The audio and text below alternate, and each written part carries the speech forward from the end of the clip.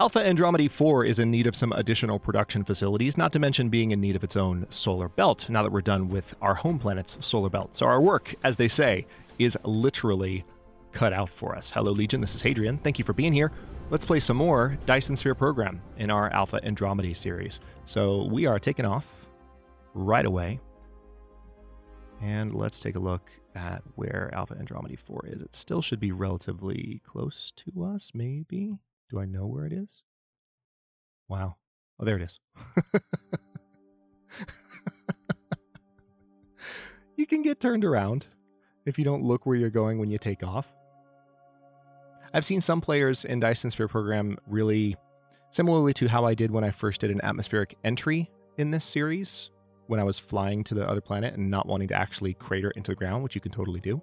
I actually wouldn't be surprised if they eventually added a actual cratering dynamic to where you could smash into the ground and make a crater where you landed and it would stay there, which would be cool.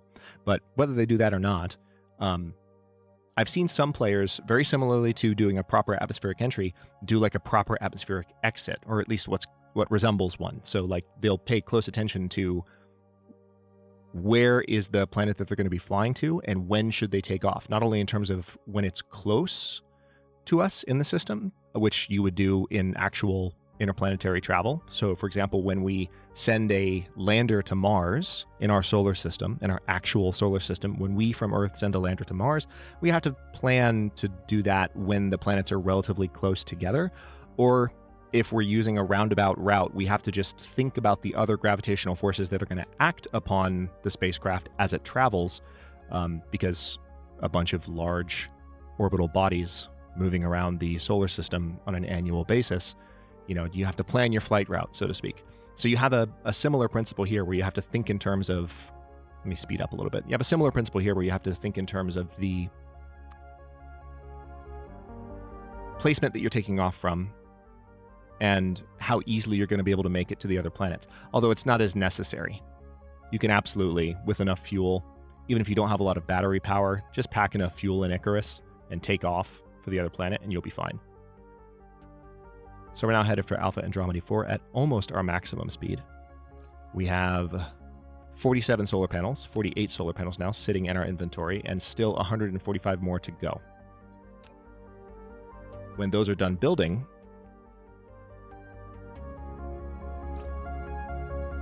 I will have some wireless power towers so that I can recharge quickly and don't have to wait for my battery to recharge when I'm going from planet to planet.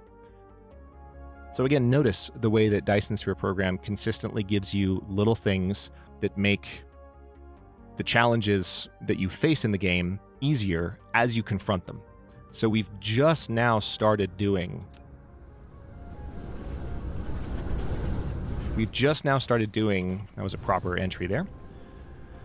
Just now started doing interstellar flight, or interplanetary flight, and we have the ability to recharge our batteries much faster because you start to notice, see, here we go. You start to notice when you're flying around, especially when you're using solar sailing, your battery drains quickly. You land on another planet. You don't want to sit and wait for your battery to recharge. That's a new problem. So the game gives you a new solution, which actually is an old solution. It's one that we've had for a while, but it gives you something that you can do to address that problem.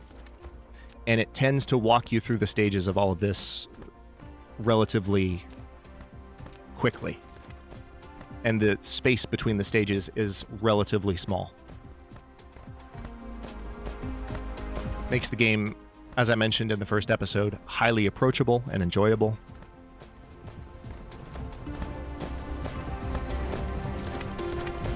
All right, so we are approaching the equator here.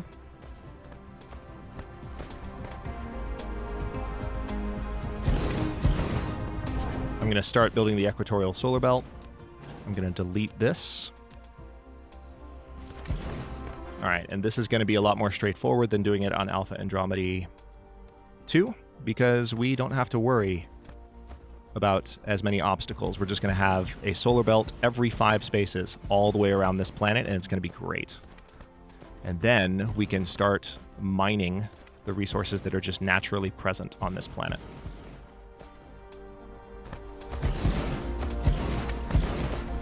Now, this is one thing that you could use a blueprint for in Dyson Sphere Program if you wanted to. So, for example, I've got some saved here.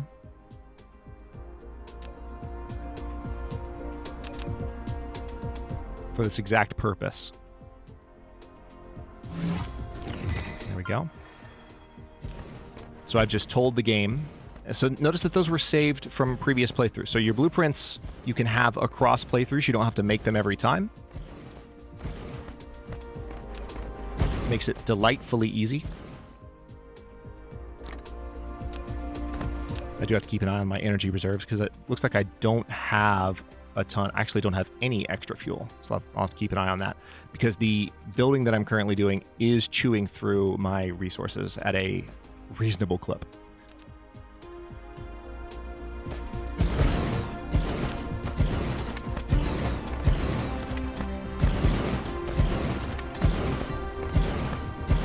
And again, the solar power on this planet is not going to be ideal, unfortunately. How many solar panels do I still have? 7. All right, so I've pretty much queued up all of the ones that I have. Okay, I'm out of energy at the moment because of basically telling Icarus to build this much while also using the fabricator to build those solar panels is just a little bit too demanding. That will change as the power capacity of Icarus increases. So the drone engine is about to get a little bit faster as well. That's going to be nice. And then we're finally getting that first vein utilization technology. So we will have the ability to mine all ore in the game faster. And the ore will be more valuable. As you can see, there's 6% less ore consumption per single bit of ore that's produced from the mine. So you have like the amount of ore that is in the deposit. Like for instance, we have 1.6 million silicon in that deposit there, 1.4 million titanium in that deposit there. When you mine that out, that's not necessarily a 1-to-1 ratio for every little piece of titanium that comes out. The ratio is modified by that percentage.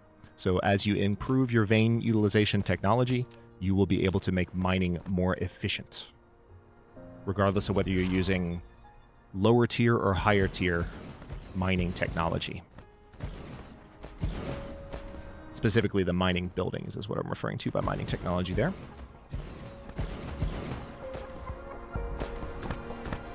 So let's see how we're doing on power now on this planet.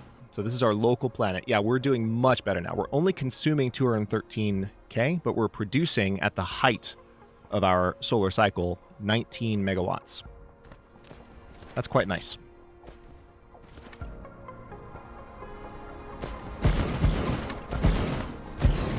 So once we have finished building this solar ring, which again, I'm fairly confident that the solar piles or the solar panels, soil pile and solar panel, I never anticipated in a commentary sense before playing this game on YouTube that those two phrases in such close conjunction would crisscross in my brain as much. Solar panel, soil pile, solar panel, soil pile. They're related because we needed the soil pile for the solar panels on Alpha Andromedae 2. But here we don't. And as a matter of fact, when we hit a spot that is a little bit elevated, like we're about to, you can see here, we're going to get some soil pile back from our solar panels.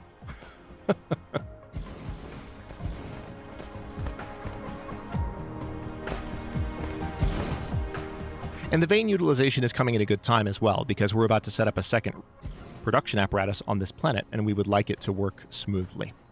So that's a good thing.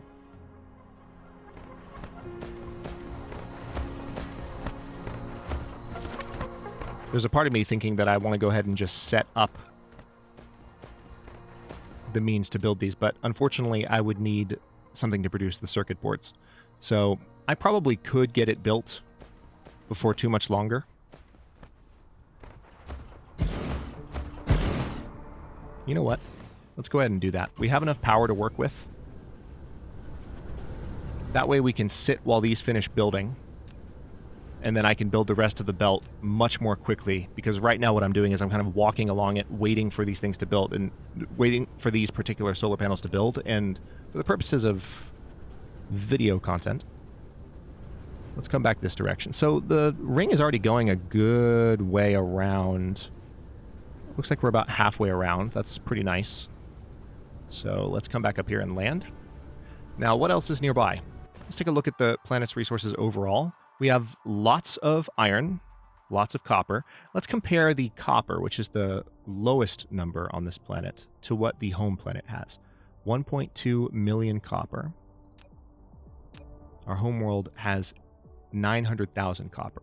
So even though this is the lowest resource on Alpha Andromedae 4, we still have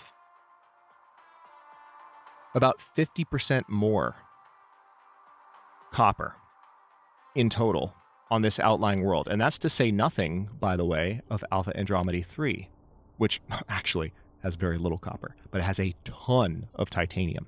A ton of titanium. It actually has almost 10 million more titanium on Alpha Andromedae 3. So the titanium production on 4 will be good for a while, but it will dry up eventually. And what we'll have to do is get something going on Alpha Andromedae 3. We'll have to visit Alpha Andromedae 3 at some point soon, because that is an ice field Jellicol planet, different kind of atmosphere. It'll be interesting to visit. So let's take a look at what we need to do here. Gathering-wise, I need to build a mine. And of course, I will have to stop some of these. Let's see.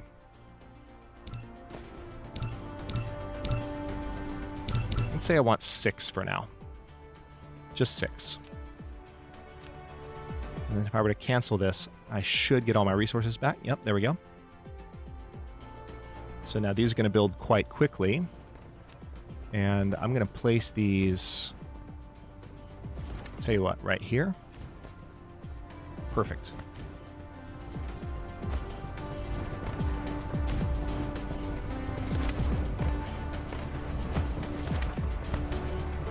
Actually, I need to place them a little bit closer together if I'm going to use them for this purpose.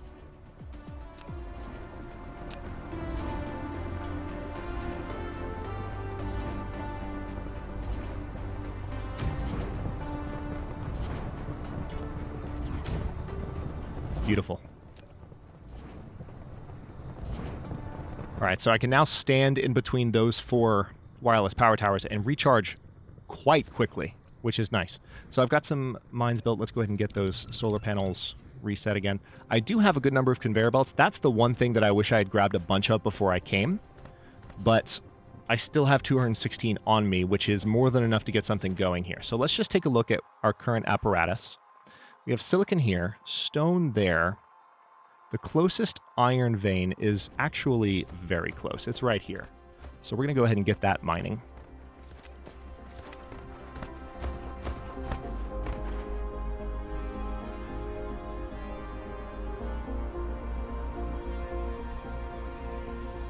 And we're going to do 2.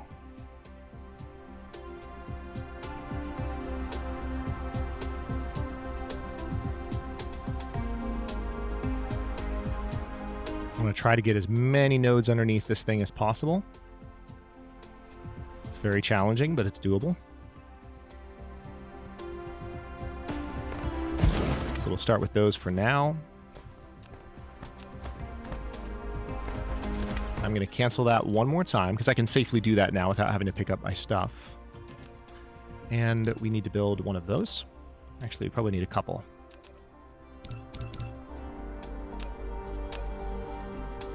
So if we place that, what are you doing, game? There we go.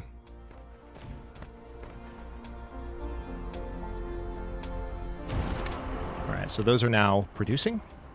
I don't think I have a splitter, but I can make one. I'm going to go, before I go back to making solar panels, I want to make sure that I have everything else that I need. So I'm going to hold off on that for just a moment.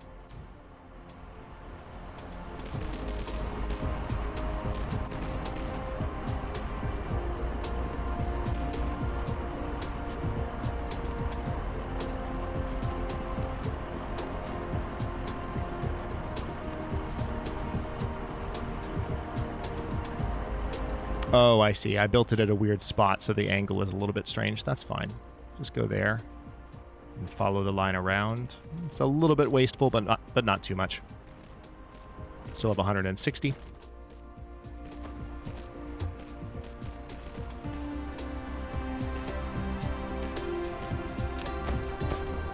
Perfect. So now we're just going to let this ore travel a little bit. There's even an argument to just...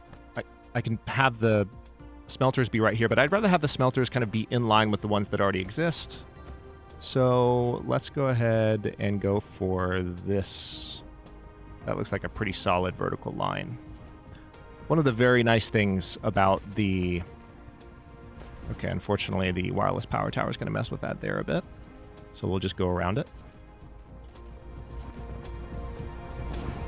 One of the nice things about the update to the grids that they made about a year ago, maybe a little bit more than a year ago, is you can find lines like this. Even though if you notice the patterns in the grid changing as you look to different latitudes, there are certain lines that stay straight as you cross them. So if you spot those, you can place things where things can be a little bit more efficient. It's very satisfying because it used to be that these didn't line up quite as well. And the consequence of that was you were constantly dealing with having to have diagonals in weird places in your belt. Now that's just not a thing anymore. Not as much. Okay, so now I have metal coming in. And do I have logistics level 2 yet? No, I don't. Probably need to go ahead and research that after veins utilization, because level 2 belts, it's time. It's time for level 2 belts. That's a thing that needs to happen. All right, I do need stone as well. Thankfully, I have stone over here. I do want to go ahead and set up. I mean, why not, right? I want to go ahead and set this up.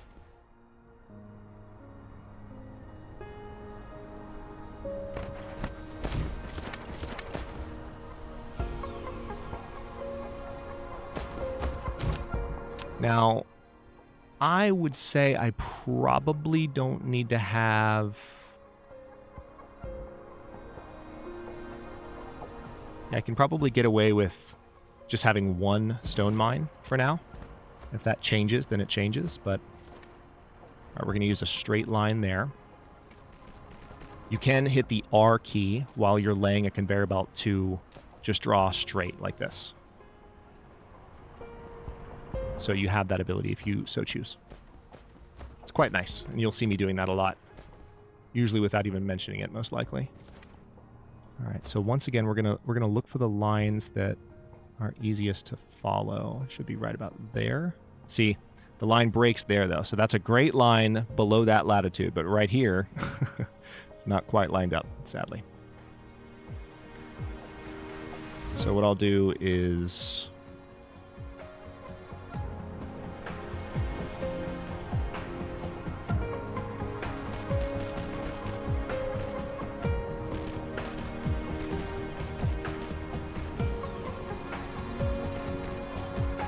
Yeah. That's actually kind of perfect, because that's the spot where it's going to travel downward.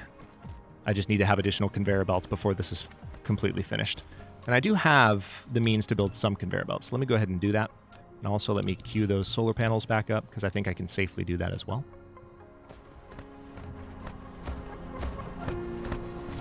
Once I have the stone flowing a little bit more quickly, and I can grab this right now, and grab some off the line.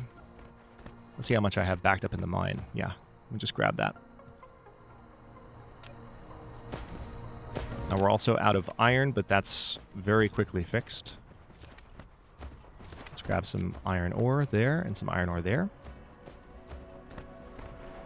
Now I can make, oh yeah, plenty of smelters. Plenty of them. Let's go ahead and fly back down to the solar ring, because we have 34 more solar panels that we can build. Oh, wait, not quite time for that.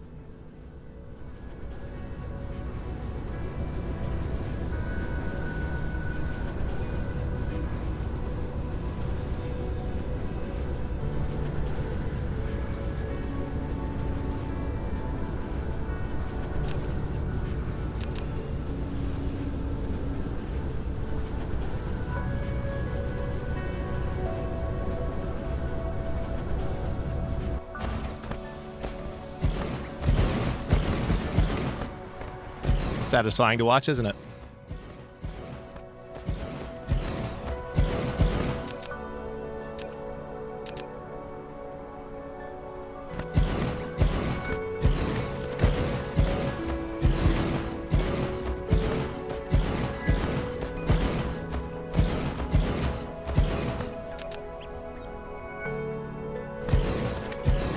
I should still have... No, I don't have any. I have one solar panel left right now. All right, that's very good. I've just finished Bane's utilization, so let's take a look at what we can do here.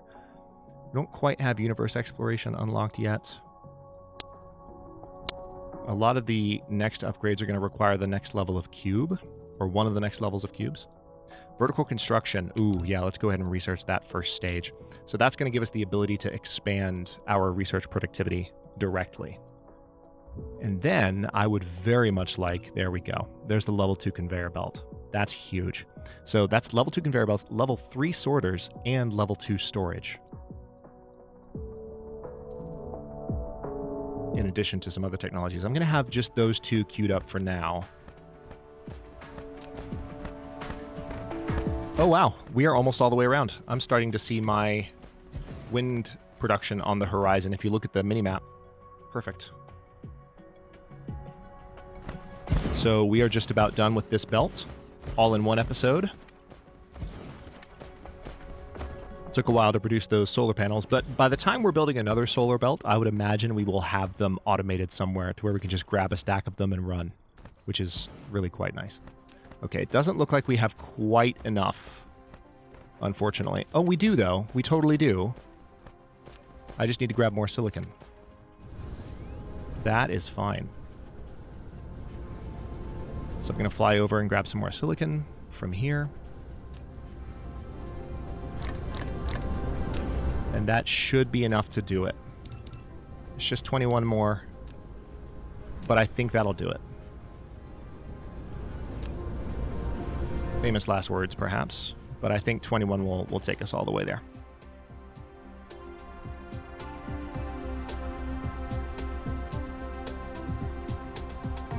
Oh yeah, it absolutely will. Because that was 7 right there. And there's an 8th. And that's our ring. And we're done.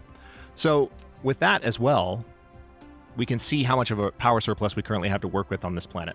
We'll have a lot to build with the remainder of this episode and the next one. But now that these are built, it'll go pretty quickly. I won't need to walk through what I'm doing as much. It'll just be a matter of getting it going. That'll be an interesting dynamic later in this series, since I'm commentating on this game for the first time, and if it's well received on the channel and if the audience grows, it's something that I would love to continue to play because I love this game. I will be curious, like, what the commentary approach to a narrative style, laid back, meditative style Let's Play is later in the series, when I'm mostly doing things that, I'll be explaining what I'm doing at all times because I try to do that in any game that I play, but I'll be doing things that I've mostly explained before, and that'll be a fun challenge. I look forward to it. We're not anywhere near it, but this is one kind of microcosm of what will eventually happen a lot more, because I'm about to start building a lot of things that you've already seen me build on the home planet, and you know why I'm building them, and you can kind of follow, and I'll still tell you what I'm doing, but I won't need to use this exact same level of detail. All right, so we're now building some smelters. I'm going to queue a few, or I'm going to cancel just a few of those from the queue, because I'd rather have the solar panels now, to be honest. I'd rather those just be done. So while those are building, I'll put the smelters back in the queue. And we can come up here and start to get to work.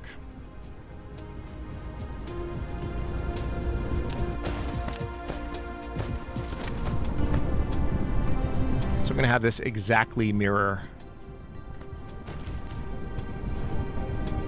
what we have for these other production systems.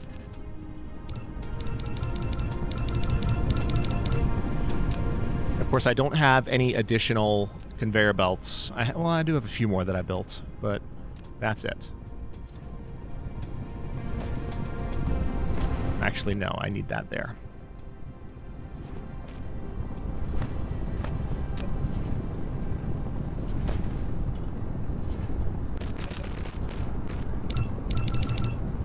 so we have enough on us to build some of the things that we need. But I can go ahead and give these recipes. These are going to be producing iron ore. And of course, we will need to produce magnets as well, magnetic rings. Again, I'm always tempted to call them rings. They're not called rings by the game, but they're ring-shaped, so I call them magnetic rings. But we'll be doing that.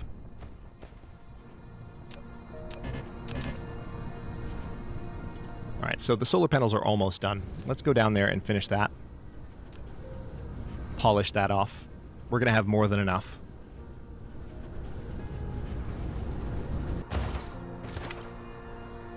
One, two, three, four. Good.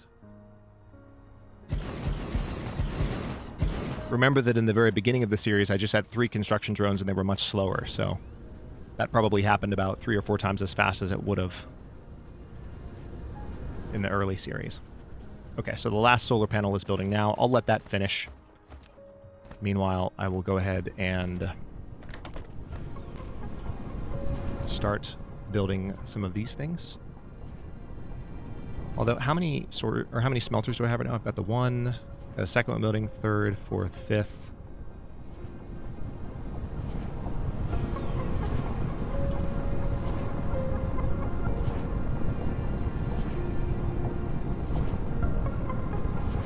That's interesting that it says the queue is that long.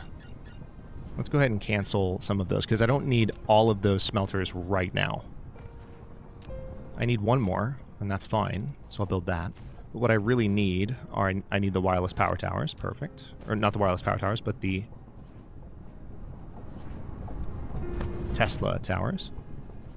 So that takes care of that. And then I need the sorters, which will be coming soon. Let me go ahead and cancel some of these. So you can see that I'm going to have to build a few things to get the level 2 sorters, since I don't have a production apparatus set up from here. Next time I make a trip, it was honestly just an oversight on my part for this particular trip. Next time I make a trip to Alpha Andromedae 4 from Alpha Andromedae 2, I'm going to grab a bunch of conveyor belts, a bunch of sorters, so that any additional building that we do here goes much faster. Because we just have the things that we need. And there's no question. Alright, so now we have 4 different smelters making iron. We'll need to do this for copper as well. But before long, we will be able to set up a production chain so that we can build a lot of the things that we're building on our home planet here. And the main goal, again, is to build the electromagnetic turbines, which require motors, and they require magnetic coils. Okay. So let's also set up a kind of mirror operation here. I'm okay with it being symmetrical for now, even if I end up changing things up later.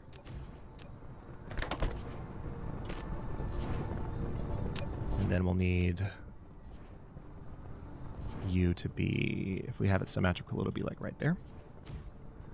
Perfect.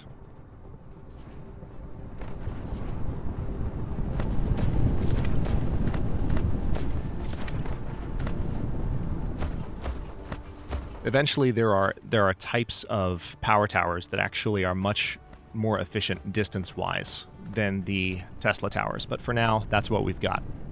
We're over halfway done with the vertical stacking tech, and that's going to be really handy because now we're going to be able to increase the stack size on our research labs. The ones consuming research cubes, but also the ones building them. So we might still have a similar efficiency problem that the game's warned me about a couple of times, but it will improve. Let's take a quick look as we prepare to leave the planet here. It looks like this copper vein down here is going to be the best one to tap. Oh, nope, just kidding. Just kidding. There are 2 veins up near the equator where we're already drawing resources, so I will bring copper in from one or both of those. And then we'll have a production area kind of starting out down here once all of those resources are in place. But for now, I'm going to go ahead and stop this episode here. In the next one, we are going to travel back to Alpha Andromedae 2 right away and we're going to grab some of the resources that we need to quickly get this stuff built, because I frankly should have done it this episode. But now that we've accomplished that solar belt and we kind of have recognized what we need in order to get this thing up and running, we're going to work towards building the electromagnetic turbines in the next episode, and also probably get some titanium mining as going toward the end somewhere as well. So thanks for watching. If you enjoyed this one, don't forget to like the video and subscribe to follow along. New episodes are coming out every day at noon U.S. Eastern Time. Comments are always welcome. Let me know what you think, and I'll see you next time.